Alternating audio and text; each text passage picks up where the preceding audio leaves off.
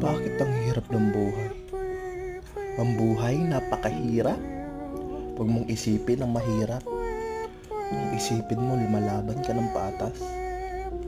Kahit gaano kahirap, wala kang trabaho, wala kang magawa sa buhay, gawin mo lahat para mapunta ka sa gusto mong puntahan. Because no one else will help you. Sometimes you will fail in life. You gotta find some purpose. Because everything in life is possible. You can do it. So always trust yourself. If you get down, trust in God. God will always be beside you. Okay?